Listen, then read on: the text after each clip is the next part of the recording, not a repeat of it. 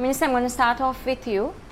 Right now, as we sit in the Daily Mirror editorial, outside the cost of living is soaring. People are finding it very difficult to even get through their days and have 3 basic meals. Where is the government going wrong? What's happening? First of all, thank you for inviting me to your program this evening. It is a challenging time, there is no doubt about that.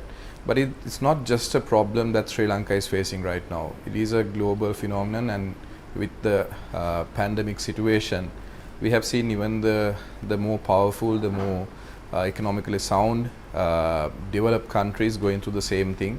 And I'm not trying to justify the pandemic and the cost of living, but these are certain things that are out of the control of the government as well. And it's very difficult for the consumers, it's very difficult for the public. We do understand that, and the government is doing its best to try to reduce the cost of living and to make sure the economy is stable. And it is going to be a challenging task, but I'm sure with the proposals that we are going to bring in during the next budget, it will give some relief to the consumers as well. But like I said before, it's not just Sri Lanka that's facing this right now. We've seen even in Europe that even globally, we've seen like 40% increase in consumer goods, 40 maybe 60% increase in gas prices, oil prices are going up daily, and certain things are out of the control of the government as well. So for those reasons, it's been very difficult, very challenging 2 years in office for the current government. But we hope with the vaccination program rollout being conducted successfully, that we can open up the economy 100%, and we can start trading into other countries, and then we will see some sort of benefit coming in our way maybe in the next 3-4 months. But Minister, you do realize the public is angry. The public anger is mounting day by day. Just last week we had the President instructing his cabinet saying do not raise fuel prices. But then we had the LIOC this week which increased the prices. There seems to be no stability even where decisions are concerned. So it's justifiable that the public is quite angry. No, now LIOC is not a government controlled entity. It was privately, it was placed with the private and a corporation back in 2001. So the prices that LIOC increases is not something that the government can take a decision for. But of course, CPETCO is a government-owned establishment. For the prices in that will be controlled, and will make sure that now, if you look at the last 3 months, when the last fuel price increase took place, a barrel of oil was about $72. Now it has gone up to $96. So it keeps going up.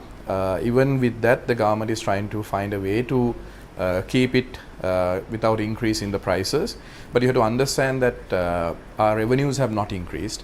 Our costs have increased, and it's not just the last 2 years you have to consider. It's somewhat to do with the 5-year policy that we have seen as well.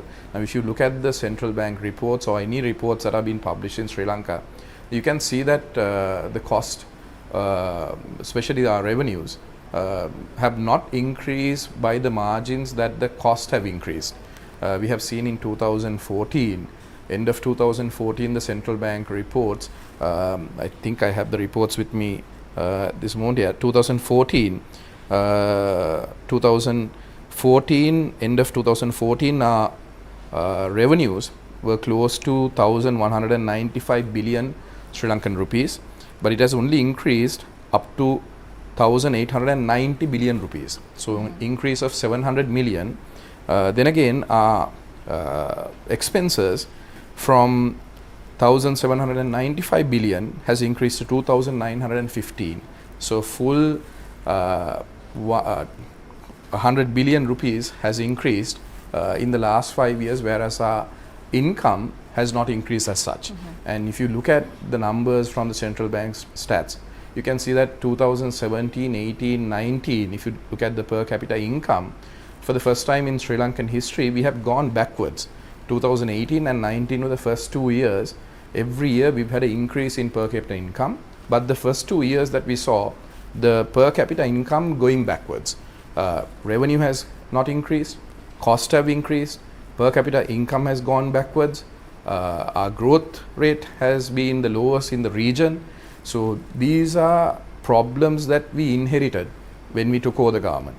And of course, the global pandemic made it a worse situation. But so Minister, there is no point having a blame game by saying that no, it is not a blame game. Because so when now you're justifying we are something, more than 1 year into this government, actually 2 years into this government, and we seem to be not having any relief. The public seem to be not having any relief. It is vital to understand where we come from.